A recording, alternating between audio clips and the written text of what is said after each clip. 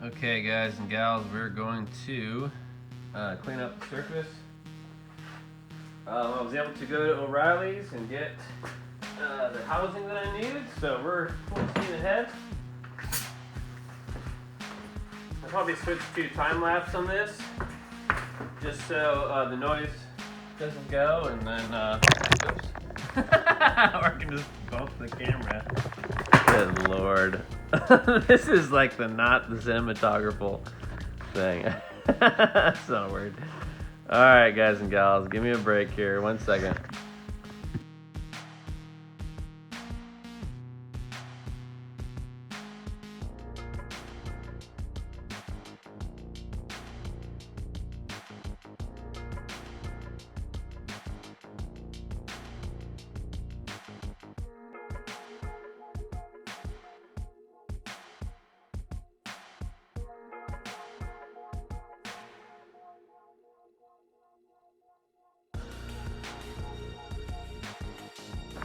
Alright, ladies and gents, we'll keep on going here.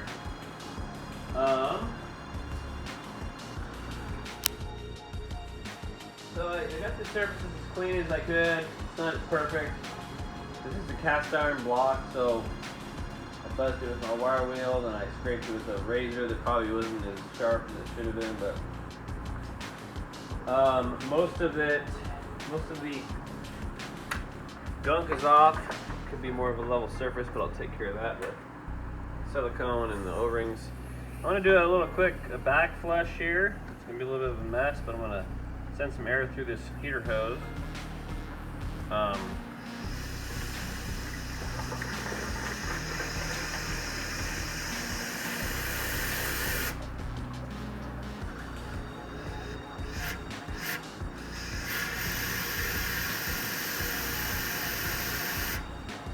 Yeah, so I don't know.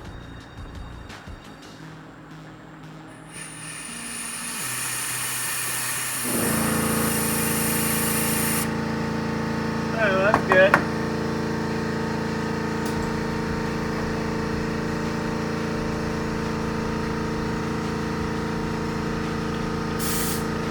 Alright, get some water.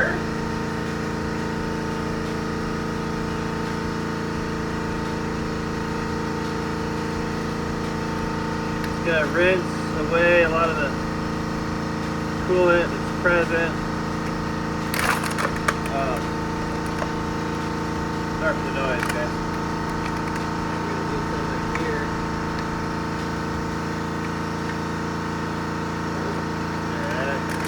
Alright, so we're basically fluid free.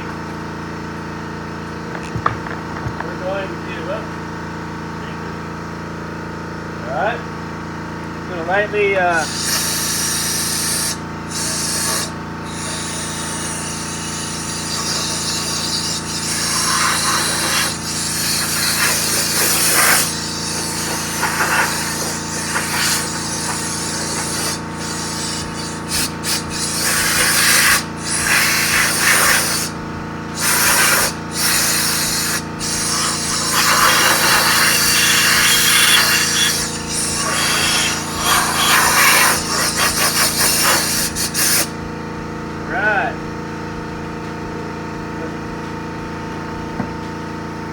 good, Rose. I'm looking real good, thanks.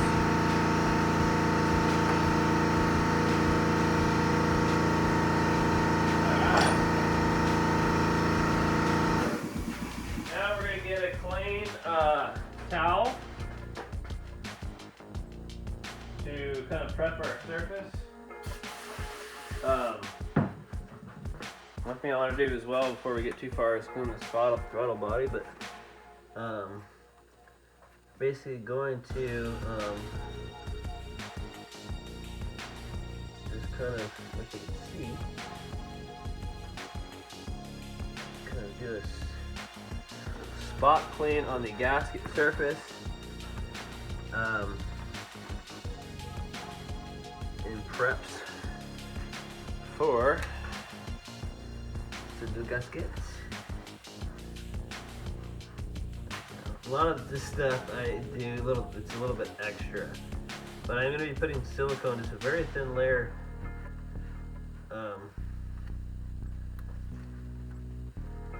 It's better to use like a cloth towel. But all right, so we're gonna be good to go there. I'm gonna blow it lightly. Doesn't have to be perfect, guys. In fact, I'll probably just let that air dry. All right, guys. Obviously, we're gonna get a good seal on it because I got the new water pump over here. I'll go ahead and bring it in camera. Here she is. She's a beaut. I'm gonna go ahead and get the new gaskets, kind of a layer of silicone around them, just a thin layer on each side. Stick them down, throw the bolts in there. I'm gonna clean up the bolts, and then I'll go ahead and just kind of nestle it up there and nail her down. So let's get to it. I'll come back.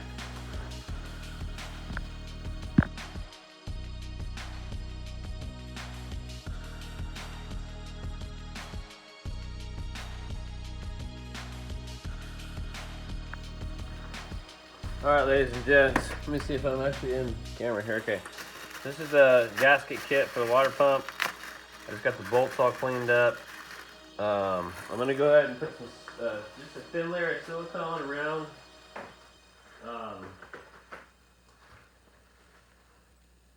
around each one here. Especially came with a thermostat O-ring. Okay, so this is your aluminum gaskets with the rubber O-ring. What happens is over time the O-ring loses or separates from the housing, the aluminum housing. So these are our gaskets, kind of a nice golden aluminum. I'm gonna put a thin layer of the right stuff gasket maker. This sets up in 1 minute. It's the only stuff you can use if you want to immediately fill up the coolant and kind of run it. A very thin layer. Just gonna kind of put some around, and then I'm gonna place it on the water pump. Again, it's really thin layer. All you're doing is just kind of reinforcing the O-ring. In reality, you could just run with this. This is kind of what I'm doing. Just a nice thin skim. But like I said, in reality, you probably could just run with it. You could put a little silicone grease on there, suck her down, and then be good to go. But with the imperfections on the block and just the tendency for these two, and that's all you need right there. See, just a thin layer, concentrating around the O-ring, but allowing the O-ring to do its job. That you're not trying to take that thing out. I'm gonna put it right on the water pump. Do the same for the other side now. Same for the other side now, yeah. I don't know why it's all about the accents and voices while I'm doing this, but I think I've had a preponderance. I'm a proponent of the preponderance of theater. I'm just kidding. I don't like to have the blank spot in the time, right? Alright, so this is all nice and juiced up. I'm not going to do this to the thermostat side. I probably could, or maybe I should. We'll see. But this one is such a common leak, it's just kind of a reinforcement. Help hold things together for maximum time. Okay, I'm going to get rid of these gloves. Gloves. Alright, then what we don't want to do is just drive them in with full force. We're going to use the ratchet.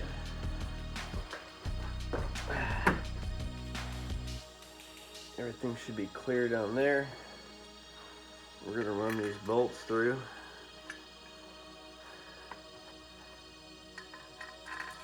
Just kind of start with all of them already feeding through that way. Have a gasket lineup issue. Obviously keep it downhill. I'm gonna hope I need an extension. Bear with me. Alright. I gotta get an extension on my 1/4-inch ratchet here so I don't run into any roadblocks. Ooh.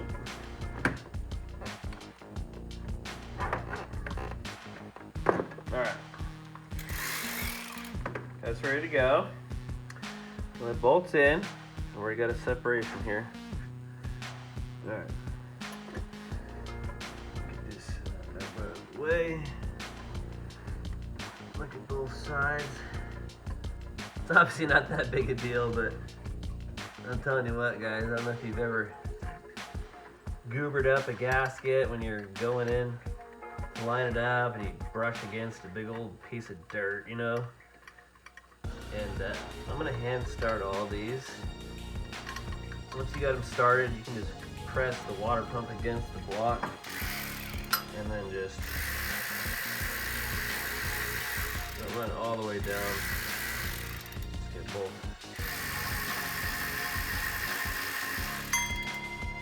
And they're off. Ooh. See, stuff like that, you see how that drag? I don't want to, you don't want to fight the gasket on your way in here. Get them all kind of all the way down, and you can work your little system. Obviously I'm going in to out here. Alright, then what I'm going to do is just hand torque them. There is a torque spec, but it's going to be, I don't know, 20 foot-pounds or something. Probably less because it's such a small shank.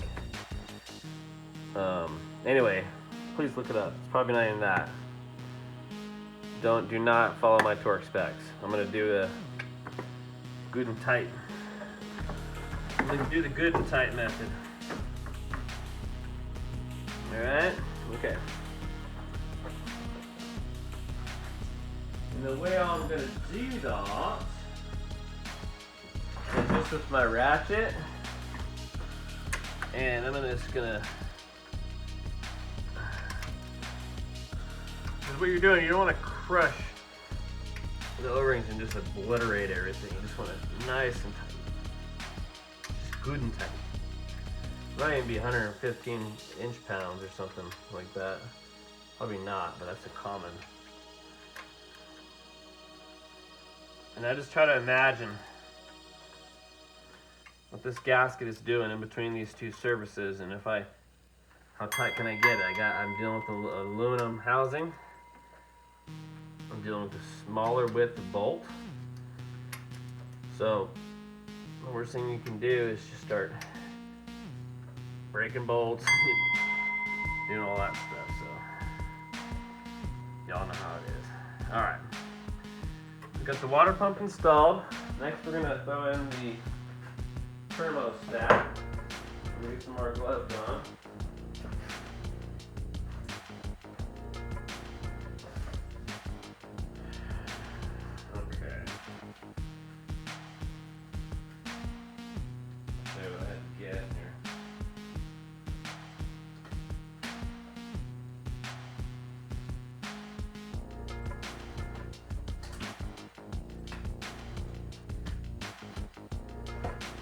Alright, so, as discussed prior, this is the thermostat that's actually integral to the housing that I had to get.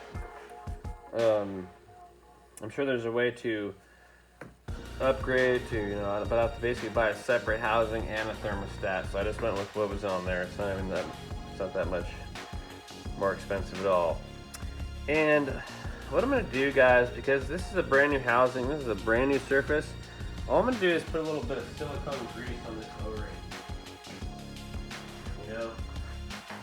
That's all you really need. And this stuff, this is from Napa, Silglide, there's other brands. Basically like silicone Vaseline. Some of my favorite products in the automotive world of fixing things and making things work is silicone grease and silicone spray. Just because it's silicone based, you know, you can put it, it's not petroleum based, it's not going to mess with something. With this silicone grease, you can really use to hold O-rings in place, to kind of give it just that extra 5-10% seal, you know? Just that little extra moisture. Sound like an infomercial, but those of you who work on stuff, you know what I'm talking about. It's at the end of the day, you want something that's gonna work. Technically, I should put the heater hoses on first, but it's not necessary, so I'm not gonna do that. The only reason I say that is if you're going for pure efficiency, they're a little bit easier to get to without the housing on there, but I kind of want to button this part of it up before I move on. So that's what it is. Ooh.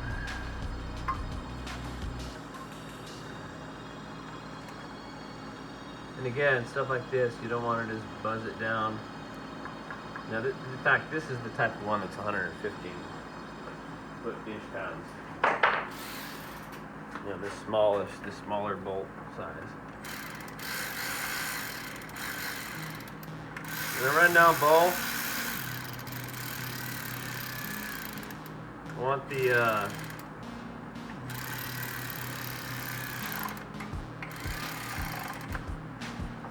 the thing to be centered as possible, you know. And again, I'm going to use my ratchet just to bring her home. Just going to be a nice... In fact, I shouldn't even be using this. We need a quarter inch.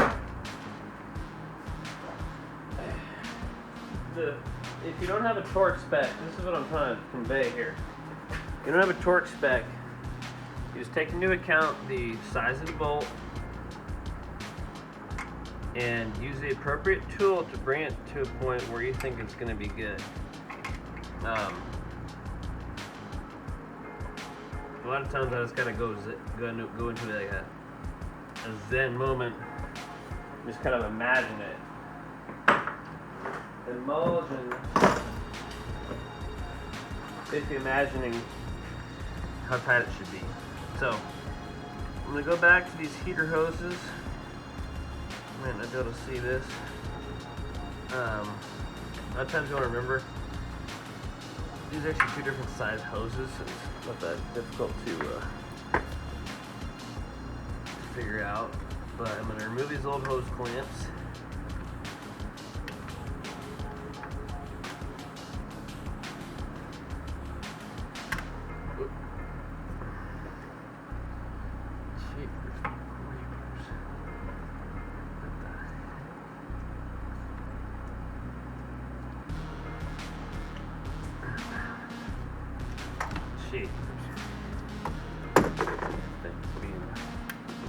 Being a son of a gun. Darn thing being son of a gun.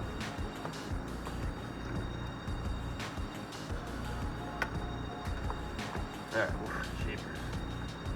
Ridiculous. Alright, so all I'm doing, guys, is getting the old clamps off so I can use clamps that I luckily or hopefully have in my little stock. Last but not least, well, last but not least will be the upper. Let me reach down here and get this lower so I can button up this whole situation down here.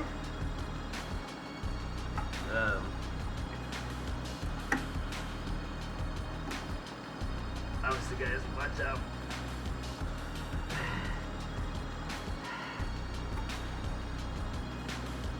I was gonna say watch out for the radiator, then I was thinking watch out for your face. These things are nuts. You let them things go and they'll fly out like shrapnel. These hose clamps. We got one more in the upper, we're gonna worry about that later. I'm gonna get the appropriate size hose clamps for our heater hose and our lower hose, and then we'll go ahead and proceed further. Over now. Okay, ladies and gentlemen, I've got a bunch of hose clamps that I'll be able to put up both heater hoses, the lower hose, and then we'll be able to fly together with everything else. I'm going to do a time lapse from here on out. Just want to do some close-ups. There's our new water pump installed, our thermostat housing. Again, a lot of this stuff, you want to make sure you rinse everything off and spray everything off, possibly even re-lube anything. So all that coolant, you don't want that stuff just sitting in, you know. Well, that's why, of course, you take off the belt. Of course, you would have to here, but anytime you're doing coolant stuff, you know, don't let that coolant sit on that belt. It'll turn into a nice little squeaky, sugary thing. But yeah, we're gonna go ahead and put it on time lapse and just get this thing back together. Thanks for watching, y'all. This whole video is way too long already, so this is probably already gonna be like a 3-part thing, but really appreciate you guys tuning in. We're gonna do our best angle here and get this thing wrapped up. What do you guys think?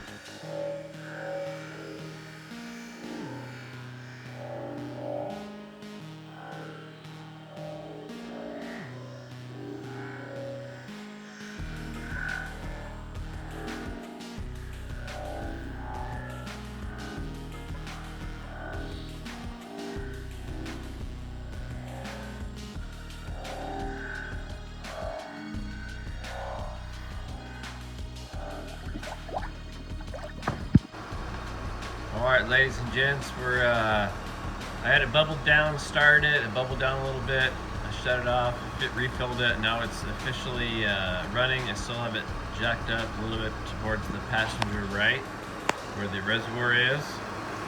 The level's still here, the thermostat is not opened yet.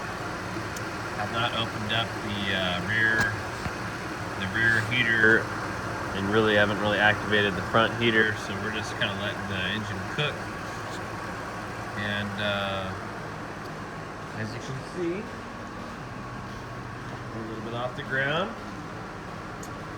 Just so that was just the highest spot, and of course in the funnel there we're good to go.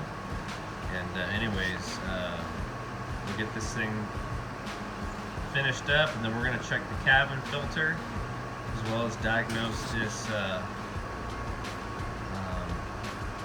check engine light. Service engine soon, if I may say.